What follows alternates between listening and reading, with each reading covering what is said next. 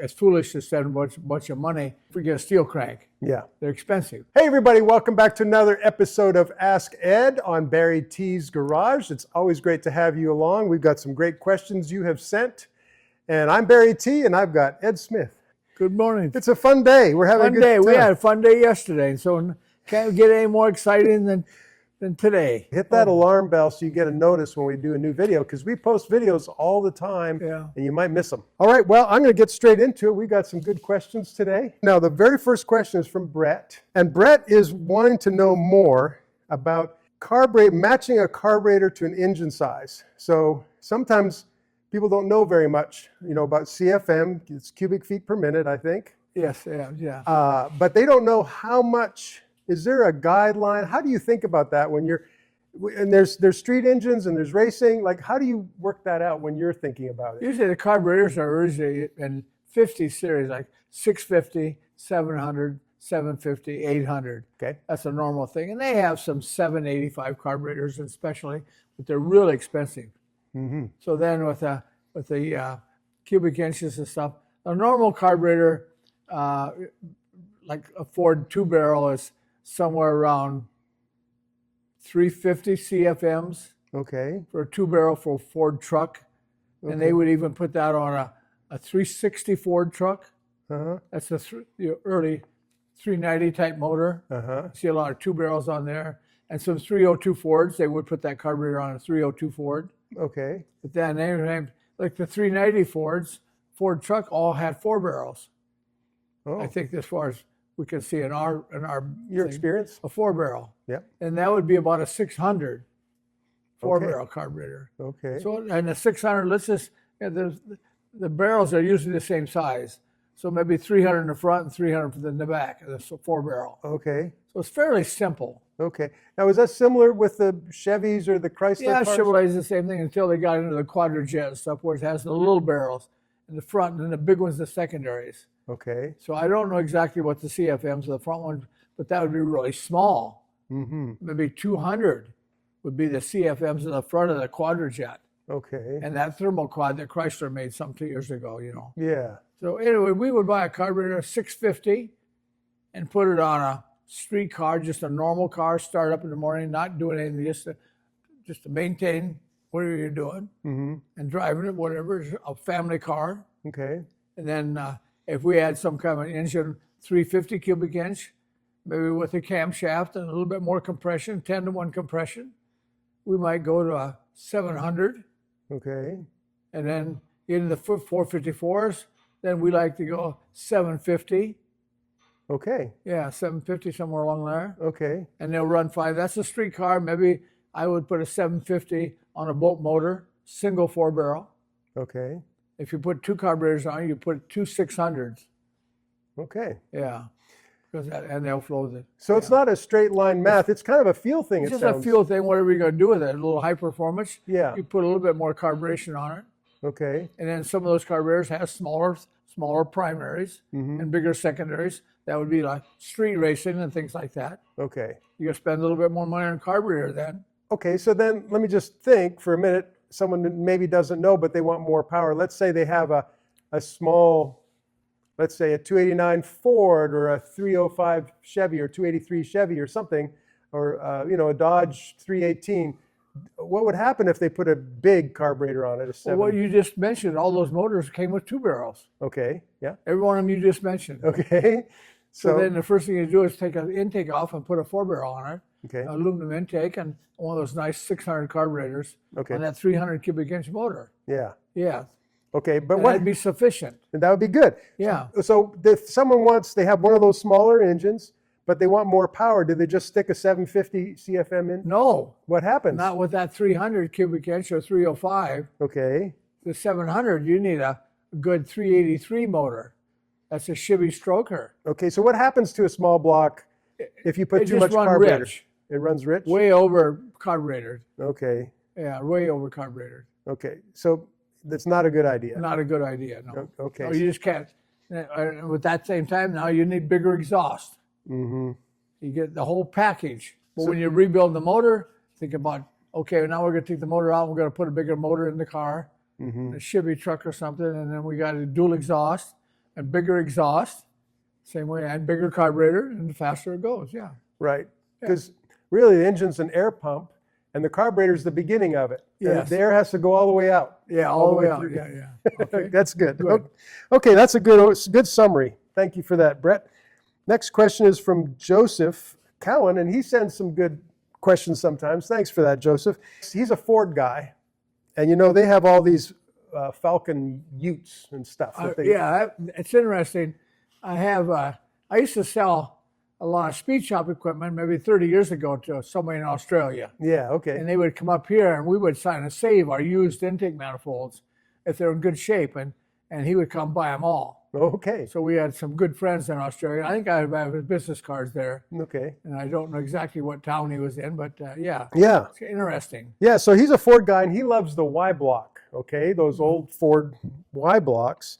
And what he's mentioning is most people remember the 272, 292, 312. Yeah. But the first ones were smaller. There was a 239. 239, small one.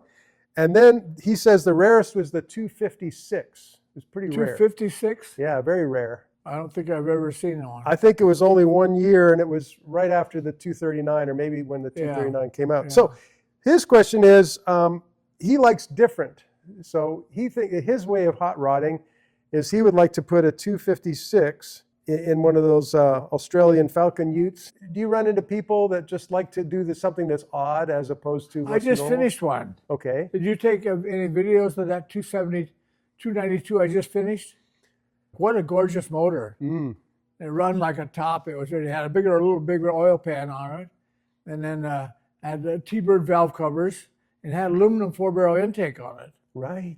So we had a little bit of trouble. He would be interested in that whoever put this motor together put it in a Model A. So customers that never got it running, but my friend took it out of the Model A and never started and brought it to me and says, here, start it up. And we do that a lot.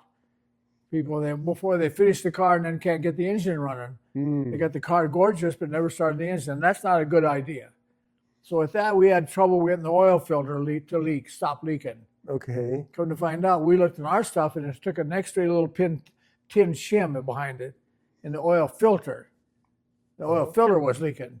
Okay. Then we found out that the drive shaft for the oil pump was a 302, which is about an inch or half inch longer than it was supposed to be. So the distributor wouldn't go in. He'll like this. The distributor wouldn't go in. Okay. So we took the shaft out and looked at it and measured it with the other one, and sure enough, we had to cut a half inch off. And everything went together, and and then we started this motor up and it ran so smooth. Okay. And whoever had it had the valves too tight. So I adjusted the valve before we started it, and we ran oil pressure with a drill, made sure they all oiled, and we started up and it ran so sweet, so nice. All so right. It's on my Facebook, It's on my Facebook, Ed Smith Speed Shop, right? Yeah. Okay. Yeah. Well, that is interesting. So that brings up this whole subject of any engine that's maybe 70 years old or something. Who knows how many times it's been opened up and changed? Rebuilt, yeah. Yeah. And this particular one had an adapter on it for C4. Okay. And a gear reduction starter, too. Okay. So that's really a nice motor. He'll like that. Yeah. Like half a revolution it fired up and ran. Nice. And it's on that. John had a question about a cast iron crankshaft. Is it lighter or heavier than a steel crank? Lighter. It is lighter. Yeah. Okay, but the steel is stronger. Stronger. Oh, much stronger, yeah. Okay, so how do you decide what to do with that trade-off? Depends on what's available. If you got a cast crank and it's good, and what are you going to use it for? I wouldn't change it just because all 350 Chevys basically got cast cranks, and 302 are all cast cranks, and they last forever, and we grind them all the time. And most engines, I'd say that 80% of the motors all have cast cranks. Okay. Yeah, and the steel cranks are rare. But if you want to spend a lot of money, it's foolish to spend a bunch of money if we get a steel crank. Yeah. They're expensive. Yeah, okay. Yeah. So there's when is it worth it to get a steel crank? when you go to race it, Okay. put a lot of compression in it, like 11, 12 to 1 compression, and start putting a bunch of carburation on it, a big camshaft and stuff. Of course it would be. Yeah. And I guess if you're going to go really crazy, like use nitrous, that's pretty hard on a crank, isn't it? Yeah, pretty hard. But nitrous it's a fun thing. I like nitrous. We used to sell a lot of it, and I had the fill station and stuff. I could fill nitrous and stuff. But we played around with that. We're probably the first ones around to play with nitrous, and we made some of our own systems, and even there, we always bought the small system and drilled the jets out. Oh, yeah. We could drill them out and change what we wanted. So why would we spend a lot of money for a bigger system when we would make it ourselves? So you get the economy system and make it And into... just drill it out bigger, yeah. So everything's big enough, yeah. That's... And nitrous big. But nitrous is one of those things you just open it up, and then when you're wide open, passing somebody out in the street or something, we had a lot of people doing that on the freeways and stuff, or doing whatever you're racing it. As soon as you left up on the gas, it goes back to the standard compression. Okay, interesting. So it runs fine. So there's not necessarily put a steel crank in just because you had nitrous. Okay. Okay. Yeah. So you successfully can run a cast iron crank with nitrous Yeah. for short periods of time, maybe. Yeah. We had nitrous in some of our race boats, and that was fun. Okay. And I had nitrous in the Hemi Chrysler. That's that Chrysler car I used to race. Oh, okay. The big Chrysler, yeah, nitrous in that, yeah. Okay. We'll have to find out more about that one. Yeah. So Okay. All right. So our next question is about the old J.C. Whitney stuff. J.C. Whitney Yeah. and Wiskowski. And Wiskowski. Okay. The next door neighbors over there in Chicago. Yeah. Do you remember encountering anything about a carburetor that would give you 200 miles per gallon? There was some of those carburetors that was in there someplace, and of course they was always said that the oil company bought them out. That's always the story. That was always the story. Oh, oil company bought them out and paid for it and threw it away, junked it. Right. And the unique carburetor was a Fish carburetor. Okay. Fish. Yeah. And it was a single barrel carburetor, one barrel. Uh-huh. And so you could change all kinds of things in it if you had enough parts to fix it. Okay. But we've seen a few of those 60 years ago. Right. Some of the old guys played with those, and I don't know what kind of mileage they get. And I think sometimes maybe 60 years ago, maybe they weren't telling the truth too.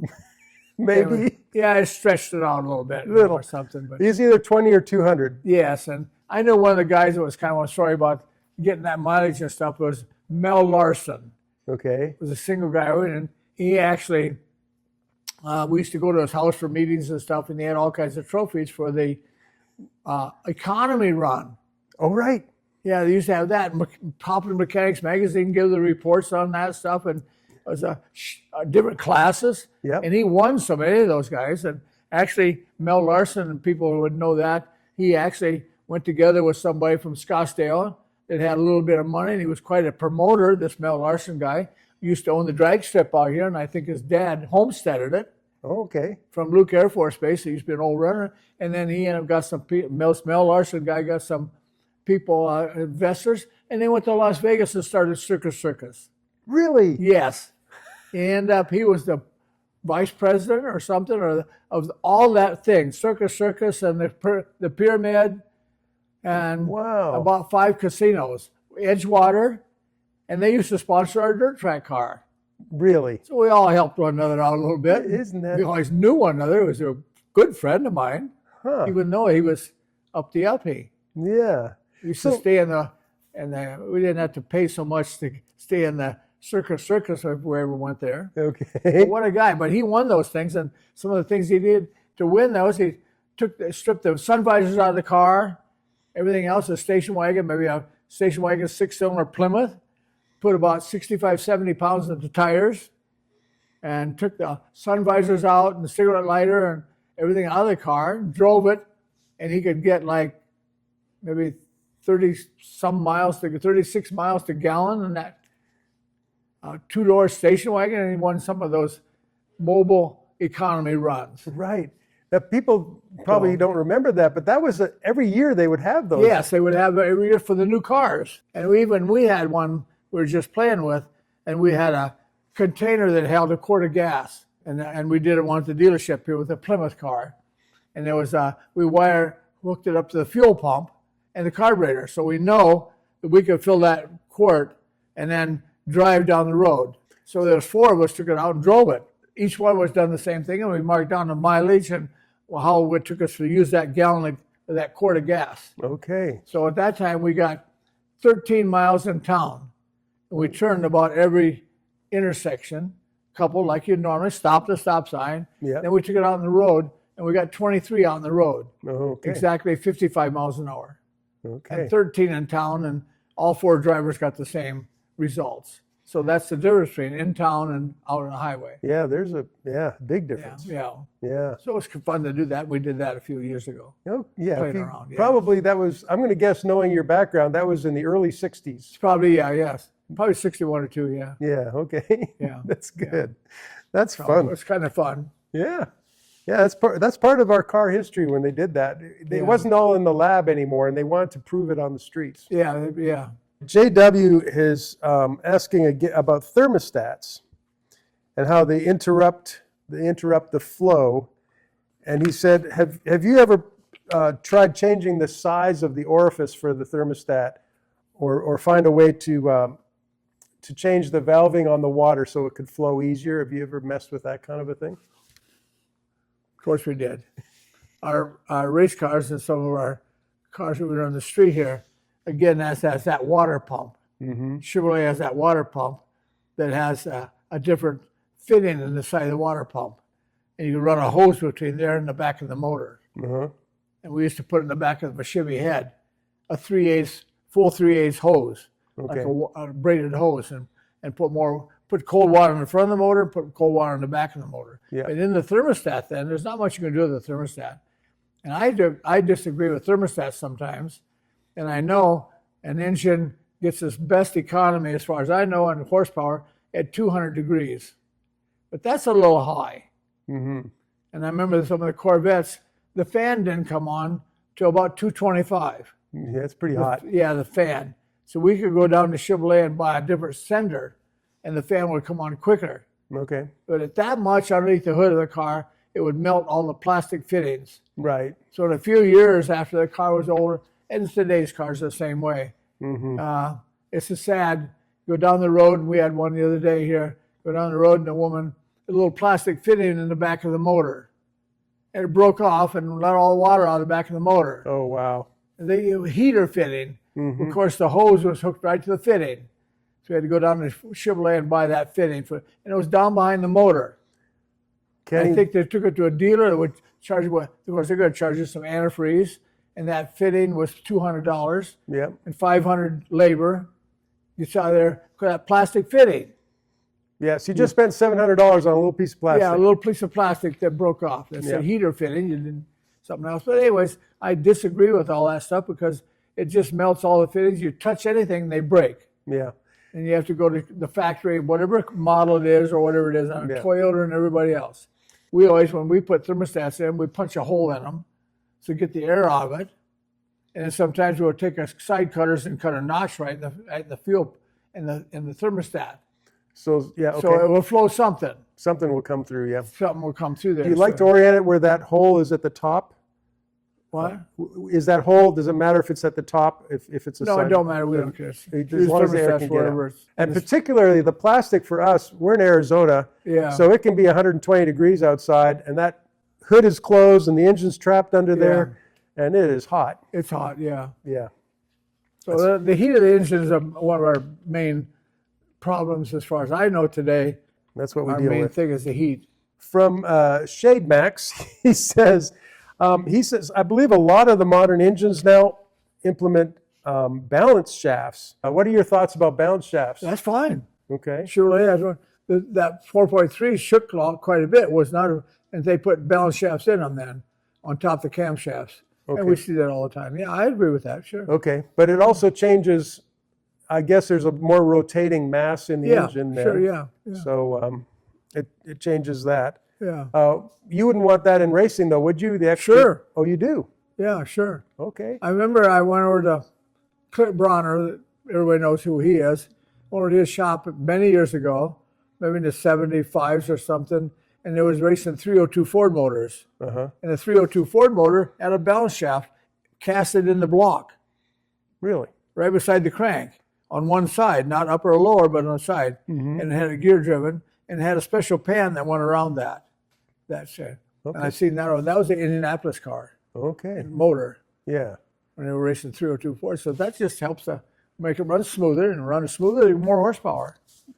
Anytime you do that, yeah. Simple as that. You mentioned more than once about side clearance on your rod bearings. Yes.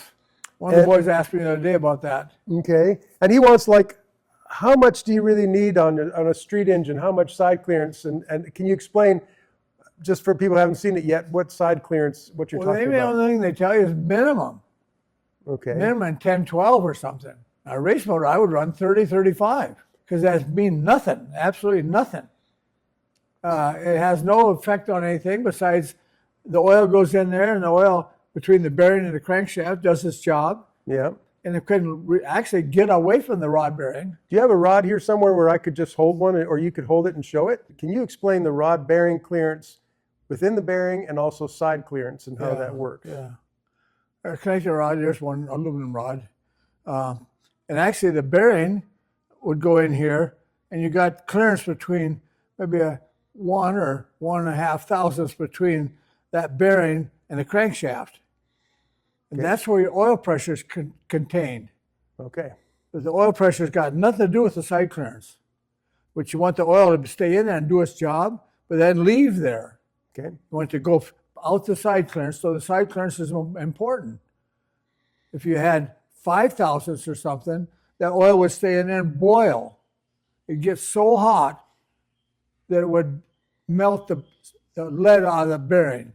Wow. It would actually melt the bearing. Yeah. Wow. So you don't want it to stay in there. So and I say, as far as I know, and I was been told, that, and we like to run 25 or 30,000 side clearance. Okay. And side clearance is the guy space. came in one time and asked me, "Hey Ed, how come my oil pan, motor oil temperature's so high?" I says, "You don't have any side clearance." He said, "What's that got to do with it?" And I had to explain to him. So that was in a sprint car here in town, because that's the only place motor oil gets their heat. You don't get motor oil heat from the compression or up in the top of the piston or anything, or in the water or nothing.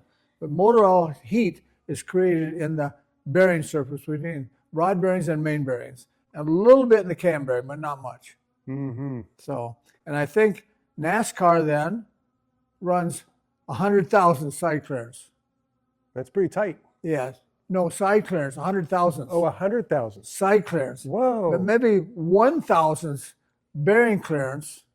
Oh. And as soon as they tighten it down to 1,000th, it stopped that harmonics in the bearing, and horsepower went right up. Okay. But they run zero weight oil. Yeah, right. Yeah. To stop this thing, it's a little job. You want to spend your time. They shim the wrist pins. Okay. So now they put the piston in, the connecting rod, put it in the crank, assemble the motor with no rings or anything, put it in there, and they shim this rod sideways to center it on the crank. Uh-huh. So both rods are run over to one side, or both over here, or one pinching the other one.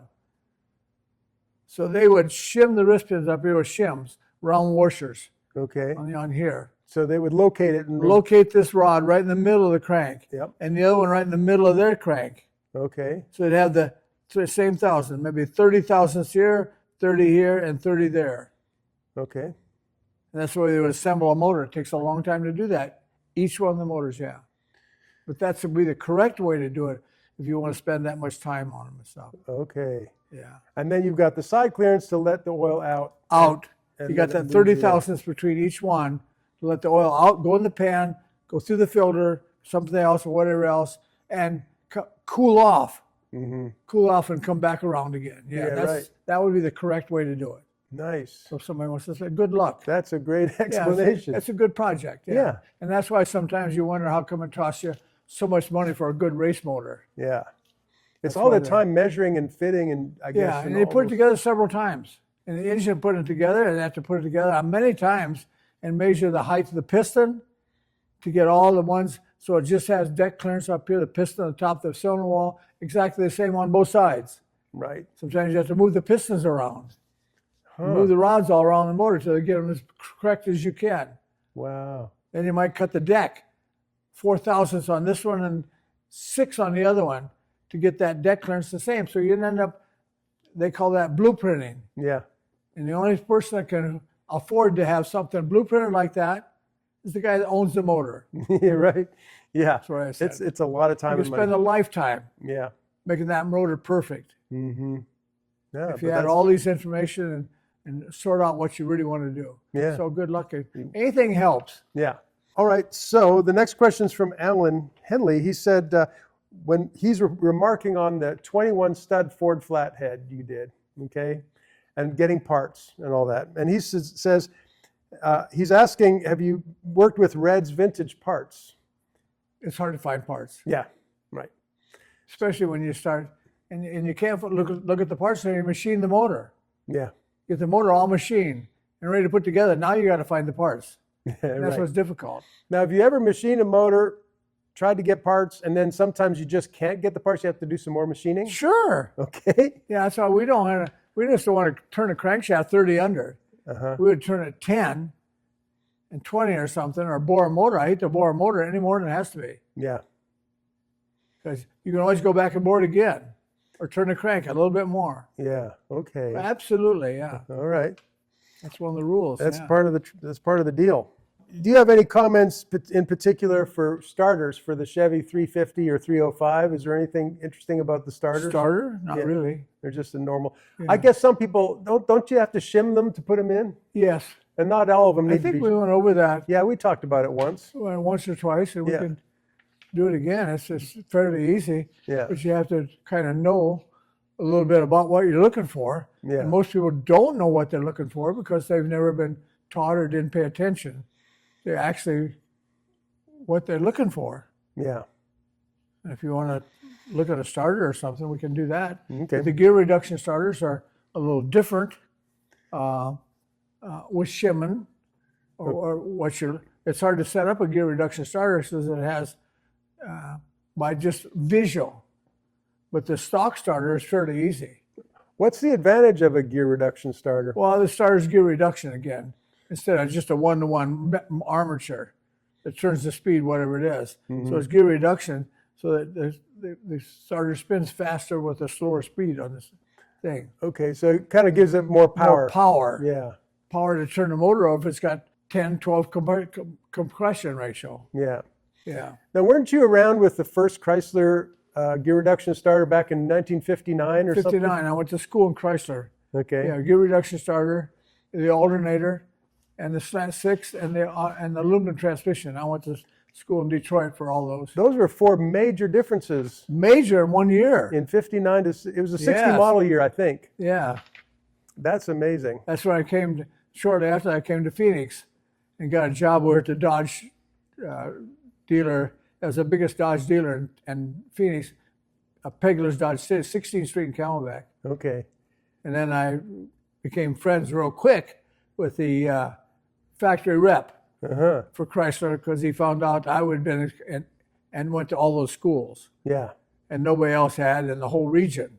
Okay. So a lot of the other dealers in California would call me because of him, would call me and ask me how to fix different things and what I thought about the gear reduction starter and how to, the little things that was wrong with it. Now, you know, it So feels, that gave me a good job. yeah, that's awesome. Yeah. Now, it seems like back in those days, people would make a lot of fun of the sound of it, but it seems Yeah. like they were good starters, though. They were a good starter. They were really a good starter. Yeah. They really never had any problems with the starter. Yeah. It was just difficult to take it apart and put it back together again. Oh, okay. Yeah. And they did. They overhauled. They fixed that real quick. Some engineer fixed that with no problem. Yeah. Okay. Yeah. Interesting. It was fairly easy. Yeah. That's pretty Yeah, cool. it's fun. Okay. That's good, Ed. I like it. Crooked says, I heard that spark plugs don't last long in the old Chevy 409. That spark plugs don't last long. Is that true or false, or do you know? It's got nothing to do with the motor. Okay. Unless they would, I don't know. The motor probably, if he says particular motor, it probably used a little more oil and they would plug up a little quicker. Okay. And probably in the 409, if you're talking about that, it didn't have a very good ignition system. It didn't have an HEI, high voltage, it would keep the spark plugs clean. Ah. Had a regular point distributor, whatever. Okay. I don't know and it had very little to do with it if 409s ever had a dual point distributor Yeah. or even a tack drive distributor. That would have been a dual point or something. And they didn't do much with that, as I remember. But 409s and 348s, and I don't think they went through spark plugs any quicker than anything else. Okay. Well, just to play devil's advocate a little bit. But you can't hardly blame the spark plug. I don't know. Funzy is asking about torque converters. He heard the expression about a loose torque converter. I guess we're talking about stall, right? We're talking about stall. And they say loose, yeah. You say loose, or what is a loose converter? Is it more or less stall? Would be more. More stall. Yeah, of course. And more stall means what? Foolishness. I don't disagree. I don't agree with the stall speed converter. Okay. You got to know what you're doing, or you won't be happy. Now, I have stall speed converters. I got stacks of them right over here. Yeah. And we have a purpose for them. And everybody said, I want 3,000 because the neighbor has a 3,000. Right. But the only thing about it, the more horsepower you got, the more stall speed you have. They're really careful. So if you had a small motor and you put a stall speed in it, and you put a bigger motor in it, it won't even spin the wheels. So if you put a bigger motor in it, like stall speed, 3,000 stall speed is good maybe on your motor if you have 500 horse. Right. But if you put a 700 horse motor with that same torque converter, you'll have 4,000. Wow. That's maybe it's okay. We have some torque converters and the dragster, I don't know, maybe 6,000 stall speed. Oh, wow. Yeah. But to get them to lock up, totally. Now, the Corvette we used to race, we knew that the stall speed, it would slip 3 miles an hour. So if we'd had a 4-speed in it, the car would have 3 miles an hour faster. Okay. The torque converter never locks up.